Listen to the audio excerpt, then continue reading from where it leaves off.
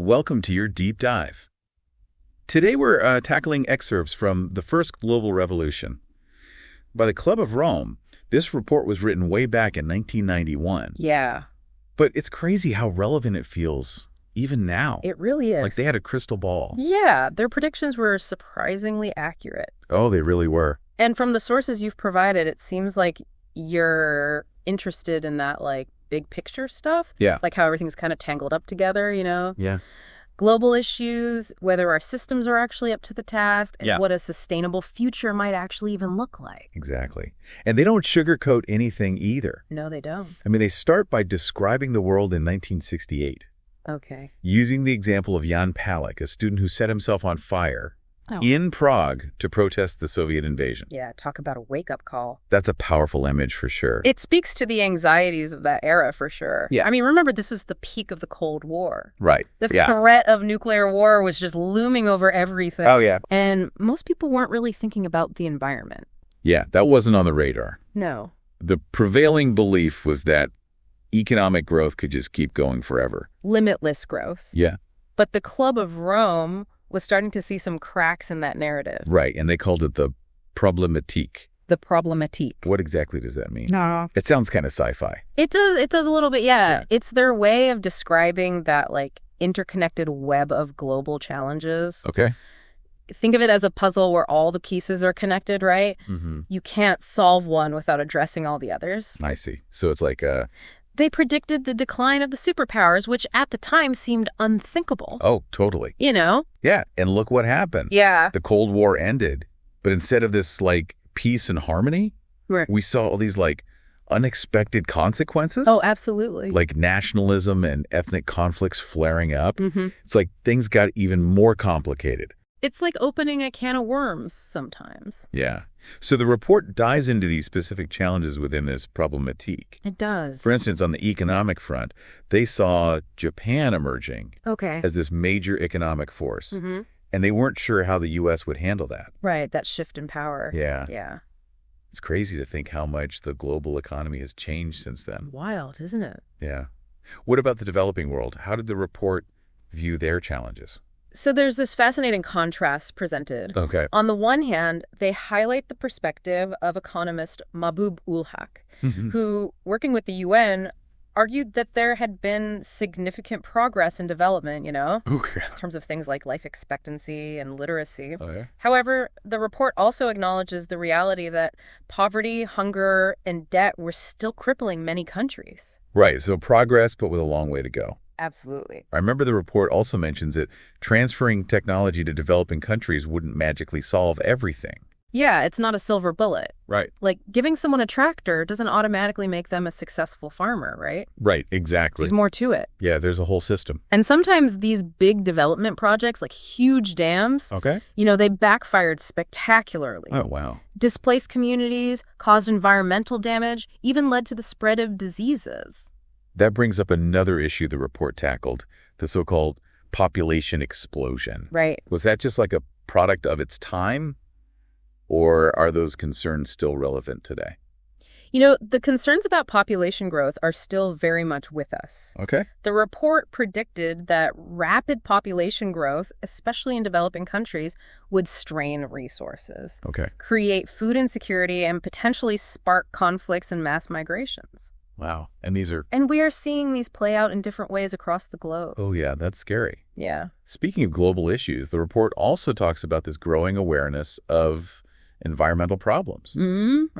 Right. Yeah. Books like Silent Spring and Small is Beautiful were really starting to raise red flags about pollution, resource depletion, the impact of human activity on the planet. It's like the early days of the environmental movement, that moment where people start to realize, hey, maybe unlimited growth isn't such a great idea after all. Exactly, yeah. What specific environmental threats were they worried about back then? Well, they were starting to understand things like acid rain, ozone depletion, deforestation, and, importantly, the potential for irreversible climate change. Oh, wow. This is decades before climate change became a major political issue. It's almost eerie how accurate they were about some of these trends. It really is. But here's where I think it gets really interesting. They also predicted the rise of the information society. Uh-huh. Driven by things like microelectronics and computers. Mm-hmm. It's like they saw the internet coming. Absolutely. They recognized the transformative power of this technology, how it could connect people across borders, accelerate the flow of information. But they also saw the potential downsides. Like what? Things like automation leading to job displacement. And the challenge of finding meaning in a world that's increasingly dominated by machines. So on the one hand, it's incredible how technology can empower us. Right. But on the other hand, it raises all these new questions about the future of work, the role of humans in a digital world. It's a lot to grapple with. It's a lot. Yeah. And alongside this technological revolution, the report points to another significant shift. Correct. The growing importance of financial power, military might, was becoming less important than economic influence, and the U.S. national debt was already a sign of potential vulnerability. Interesting. It's fascinating to see how many of these issues they identified back then are still front and center today. It really is. But it's not all doom and gloom, right? No. The report also highlights some positive developments. They do. What are some of those? Well, they point to what they call intimations of solidarity. Okay. For example, the fall of oppressive regimes in Eastern Europe demonstrated the power of people to demand change. Yeah. There was also this increased communication and collaboration between world leaders. Okay. And a growing role for international organizations and NGOs. So even in the midst of all this upheaval, there were glimmers of hope, these moments where humanity seemed to be coming together. I think so. What about the role of women? Did they address that at all? They did. They emphasized the growing recognition of women's rights and the importance of their full participation in society. Right. You know, they argued that excluding women from leadership and decision-making not only hinders progress, but it also deprives society of valuable perspectives and talents. Makes total sense. Yeah. But despite these positive signs, the report also delves into what it calls the vacuum of values. Interesting. What they mean by that. Well, they were concerned that traditional sources of authority and meaning, things like religion, nationalism, even the family unit, were losing their grip in a world that was changing so rapidly. Yeah. And they questioned whether these traditional values were even adequate for guiding us through this period of profound transformation. So in a world where everything is in flux, what do we hold on to? Right. What gives us that sense of purpose and direction? Those are big questions. They are big questions. Yeah. And the report even ponders this idea, that in the past, societies often united against a common enemy. Right.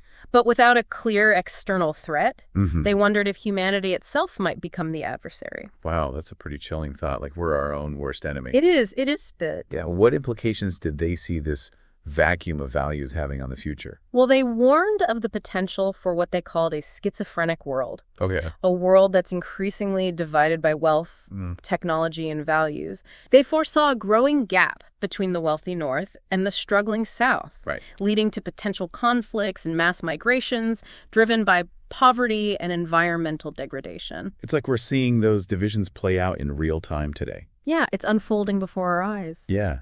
And the report doesn't let our current systems off the hook either. No, not at all. Right. They argued that the way we govern ourselves, both nationally and internationally, simply isn't equipped to deal with the complexity and the interconnectedness of these global problems. Right. They saw too much focus on short-term solutions and a lack of leaders with the vision and skills to navigate this new world. So we've got this incredibly complex problematique. Right. This vacuum of values. And a system of governance that's struggling to keep up. It paints a pretty bleak picture. It does. But did the report offer any solutions? They did. Any paths forward? Yes. They dedicate a good portion to outlining what they call agents of the Resolutique, forces that could help us move towards a more sustainable future. Okay, I'm definitely intrigued. Tell me more about these agents. Okay. What did they see as the keys to creating a better future? They highlighted 3 key areas, education, science, and technology, and the media. Okay. But before we dive into those, I think it's important to understand the economic dynamics they analyze, especially in relation to the U.S., Japan, and the developing world.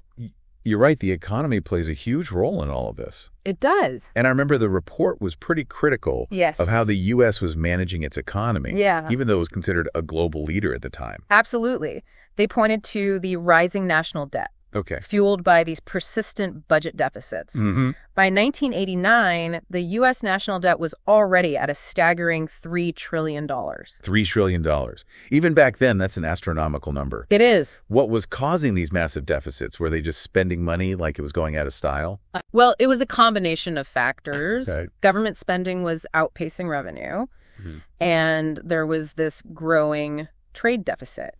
Essentially, the U.S. was importing way more than it was exporting, which meant they were borrowing heavily from other countries, especially Japan. So they were living beyond their means. Yes. Both on a national and an international level. Look, were. Kind of like racking up a huge credit card bill. Yeah, good analogy. What did the report suggest they do about it? Well, they argued that fixing these economic imbalances would require a major overhaul of the U.S. economy. Wow. They predicted that the U.S. would need to shift away from its reliance on consumption and debt and focus more on investment, innovation, and exports. And looking back, it seems like they were spot on. They were. Those economic anxieties have only intensified over the years. You're absolutely right. Yeah. Now, shifting focus to Japan, the report highlights its remarkable rise as an economic powerhouse during that period. Their success was largely driven by innovation in manufacturing. And a laser focus on exports. Yeah, Japan was known for producing those high-quality cars, electronics, you name it. All sorts of things that were in high demand globally. They were. But wasn't there a downside to this export-driven model? There was, yeah. What was it? It created these huge trade surpluses, which caused friction with their trading partners, especially the U.S. They were accused of unfair trade practices. Like what? Like manipulating their currency to keep their exports cheap. There was a lot of pressure on Japan to increase domestic consumption and rely less on exports. So it's almost like they were too good at what they did. Yeah, in a way. Which ended up causing problems. Interesting. But what I find fascinating is that the report also praised Japan's ability to adapt to changing global conditions. They had this system of consensus building between the government, industry, and financial institutions that allowed them to shift economic gears pretty smoothly. That's interesting. So a more collaborative approach to economic policy. What about the developing world? How did the report analyze their economic challenges? The issue of debt was front and center. Many developing countries had taken on these massive loans to finance development projects. And by the late 1980s, they were struggling to keep up with the repayments. It was like a giant weight holding them back. Exactly. They were caught in this debt trap. And the report points out that some countries were actually sending more money back to developed nations in debt repayments than they were receiving in new loans. That's just mind-boggling. It was. It sounds like the system was rigged against them. It was a completely unsustainable situation. What did the report recommend for addressing this debt crisis? They advocated for a more comprehensive approach to debt management. They argued that simply demanding repayment without addressing the underlying causes of poverty and underdevelopment was like putting a Band-Aid on a broken leg. So a more systemic approach, rather than just throwing money at the problem. Exactly. Did they have any specific recommendations to achieve that? They called for greater cooperation between developed and developing countries to create a more equitable global economic system. This meant things like fairer trade practices, providing more development assistance in the form of grants rather than loans, and investing in education, healthcare, and infrastructure in developing countries. So basically creating a system where everyone has a chance to succeed. Not just those who are already at the top. Precisely. That makes a lot of sense. But they also talked about the transformation of Eastern European economies after the collapse of the Soviet Union. That was a seismic shift. The fall of the Soviet bloc created this massive need for capital, managerial expertise, and technology in Eastern Europe. Yeah. It was like a whole new frontier opening up. And I imagine that presented both opportunities and challenges. Exactly. The report recognized the potential for economic growth and development in Eastern Europe, but they also worried that the rush to invest there might come at the expense of the developing world. Oh, okay. Further widening the global economic divide. It's like everyone was scrambling to get a piece of the pie, and some were being left out in the cold. That's a good analogy. And this brings us back to the central question of governance. Yes. How do you manage this complex, rapidly changing global system in a way that benefits everyone, not just a select few? It's the million-dollar question. Right, because it seems like the old ways of doing things just weren't cutting it. They weren't. What specific limitations did they see in those existing governance structures? One major critique was the dominance of short-term thinking in government. Okay. You know, politicians are often obsessed with winning the next election. Which means they're less likely to tackle long-term problems. Right. Even if those problems pose a serious threat to the future. It's like they're playing checkers while the world is playing chess. Exactly. The report argues that this short-term mindset is a huge obstacle. It is. To addressing complex challenges like climate change, poverty, and resource depletion. We need leaders who are willing to think beyond the next election cycle. We do. Who can make tough decisions that might not be popular in the short run. Right. But are necessary for the long-term well-being of society. Yes. Long-term vision. So it's not just about finding the right solutions. No. It's about changing the way we think about problems. Yes. And the time frames we're working with. Exactly. We need a more long-term perspective. We do. Right. Absolutely. And the report also critiques the traditional way governments are structured with all these separate specialized ministries. You mean like having a Ministry of Agriculture, a Ministry of Education, a Ministry of Health, and so on? Exactly. They argued that this compartmentalized approach is inadequate for dealing with the interconnected nature of global problems. Because a problem like climate change doesn't fit neatly into any one ministry's box, right? It affects everything. You got it. They saw a need for a more holistic, integrated approach where different ministries work together to address these complex, multifaceted challenges. It's like you need a conductor. Yes. To make sure all the different sections of the orchestra are playing in harmony. Perfect analogy. And they felt this need for a more integrated, holistic approach applied not only at the national level, but also internationally. Yes. So it's not just about how individual countries govern themselves. It's about how they cooperate to address global challenges. Exactly. Which brings us to the role of the United Nations. Right, because the UN is supposed to be this forum for global cooperation. Yeah. But let's be honest, it often seems bogged down in bureaucracy and political gridlock. Yeah. They acknowledged the limitations of the UN, but they also saw it as the best hope for addressing global challenges. They argued that the UN needed to be reformed and strengthened, given a more prominent role in managing the global economy, tackling environmental threats, and promoting sustainable development. So they envisioned the UN as a kind of global conductor. Precisely. Bringing all the nations together to orchestrate a more harmonious and sustainable future. Yes. But of course, strengthening the UN is a monumental task. It is. It requires commitment and cooperation from all member states. It does. Especially the most powerful ones. Especially. And that's where the challenge of leadership comes back into play. Yes. We need leaders at every level, from local communities to national governments to international organizations who understand these complex dynamics and are willing to work together to find solutions. Absolutely. And it's not just about political leaders either. We need leaders in business, science, education, media, every sector of society. We need people who are willing to step up, to think differently, and to work together to create a more sustainable and just world. Okay, so we've talked about the problematique. Yes. The limitations of our current systems. The need for a new kind of leadership. Right. But the report also offered more concrete solutions. They did. They call them agents of the Resolutique. Yes. Let's dive into those. Okay, agents of the Resolutique. It sounds like something out of a superhero comic. It does, doesn't it? But seriously, what were these agents? Right. And how did they see them contributing to a better future? Well, they identified 3 key areas where they saw the potential for real change. Education, science and technology, and the media. Let's start with education. Okay. I'm a big believer in the power of education, but how do they envision it as an agent of change on a global scale? They believed education was absolutely fundamental to creating a more sustainable and just world. But they weren't just talking about rote learning or memorizing facts and figures. Right. They saw education as a process of developing critical thinking skills. Okay. Fostering creativity and innovation, and cultivating a sense of global citizenship. So more than just filling our heads with knowledge. Right. It's about learning how to think critically. Yeah. How to solve problems.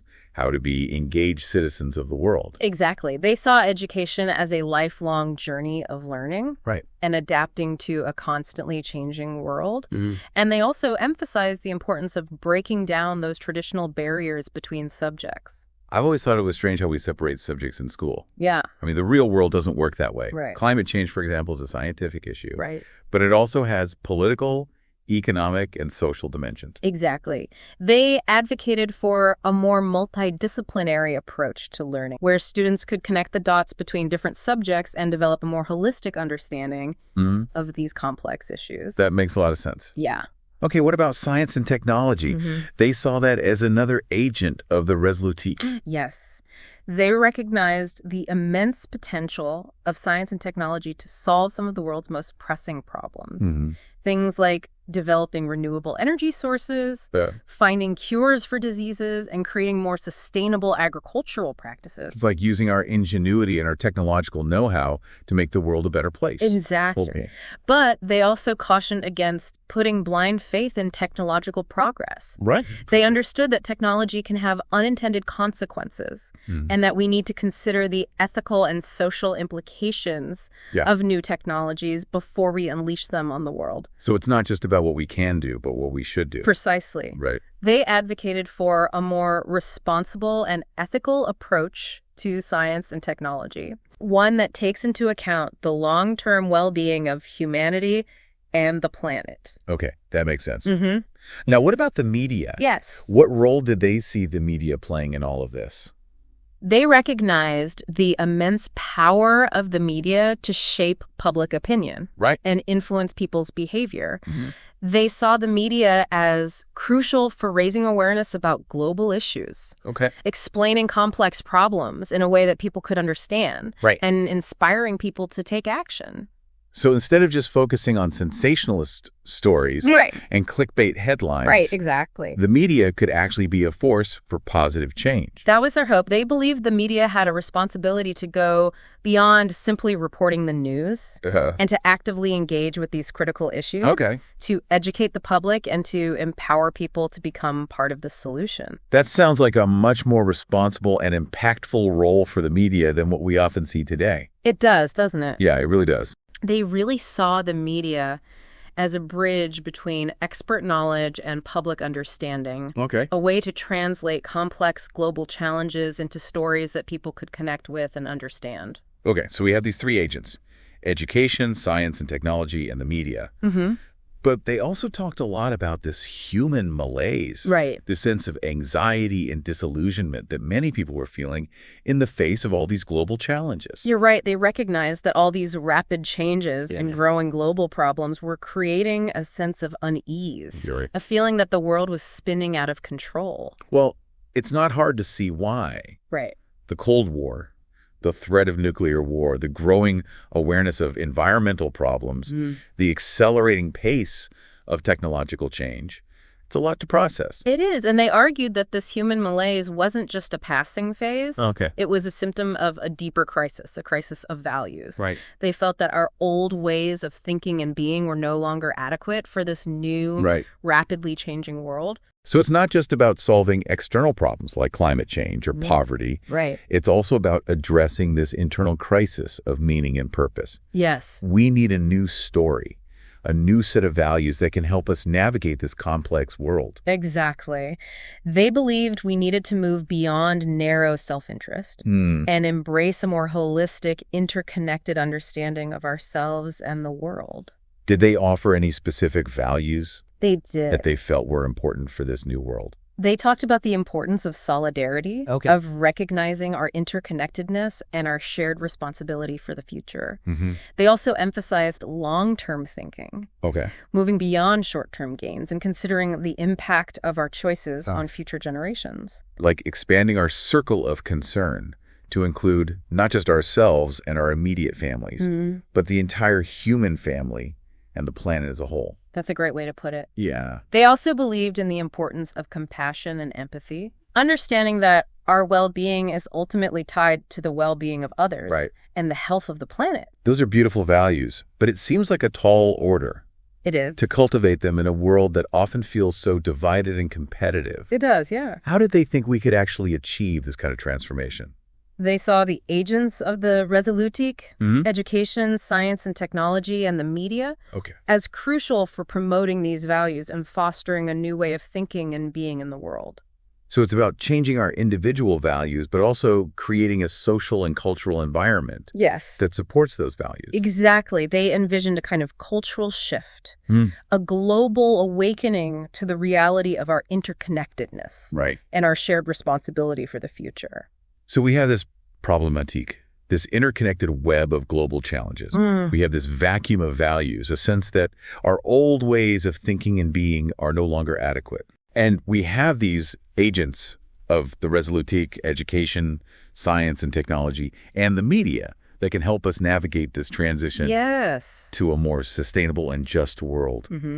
But did the report offer any concrete steps we could take to make this happen? They did. In fact, they identified 3 immediacies, the most urgent issues that they felt needed to be tackled right away. Okay, I'm all ears. All right. What were these immediacies? The first was a call to shift from a military to a civil economy.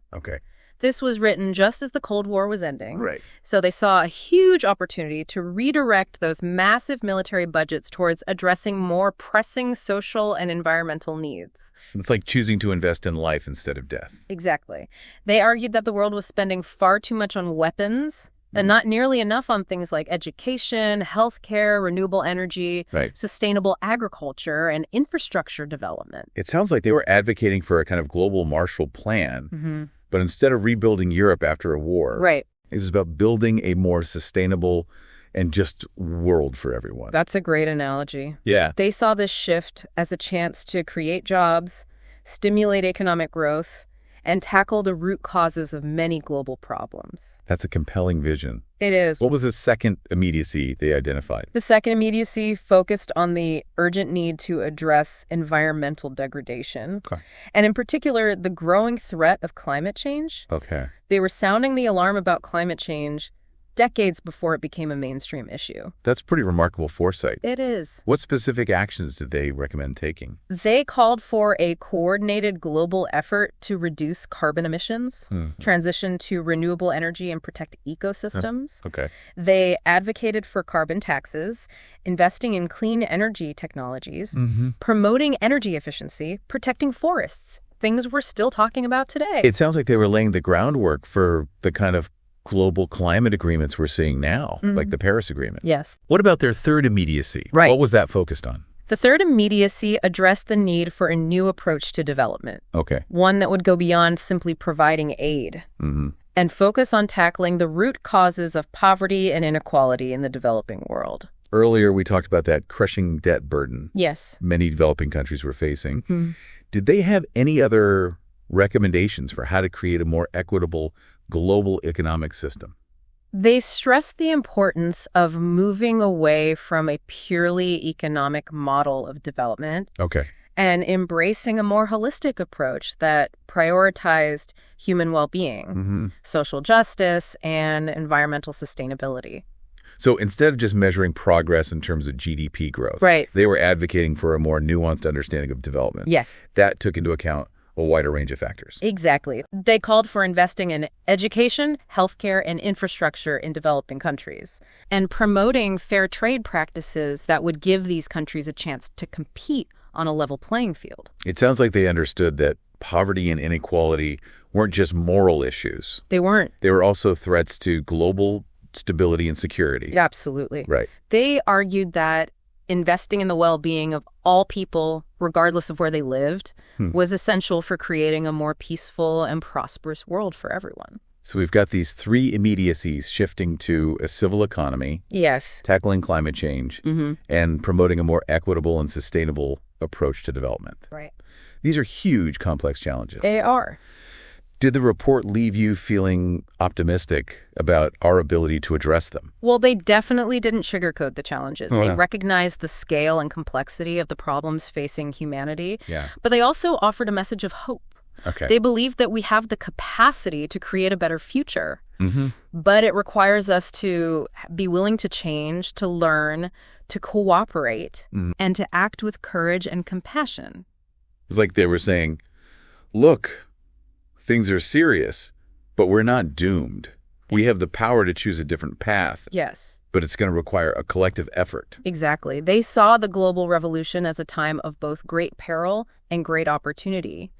And they believed the choices we made in the years ahead would determine the course of human history for generations to come. Wow, that's a powerful message. It is. It's not about waiting for someone else to fix things. No. It's about each of us recognizing our own agency, our own ability to make a difference. Absolutely. They challenged us to step up, Yeah. to become active participants in shaping the future, not passive bystanders. This deep dive has been quite a journey. It has. We've covered so much ground, from the forces shaping the world to the challenges they present and the potential solutions we can embrace. It's been a pleasure discussing this with you. Yeah. It's clear you're someone who's committed to understanding the big picture and finding ways to make a positive impact. Yeah. Keep asking those big questions, keep learning, and keep engaging with these issues. Right. The future depends on people like you who are willing to think deeply and act boldly. Thank you so much for guiding me through this material. You're welcome. It's given me a lot to think about, and it's definitely sparked a fire in me to want to be part of creating a better world. That's wonderful to hear. Yeah. Remember, every action we take, no matter how small, ripples out and contributes to shaping the world. The future is ours to create.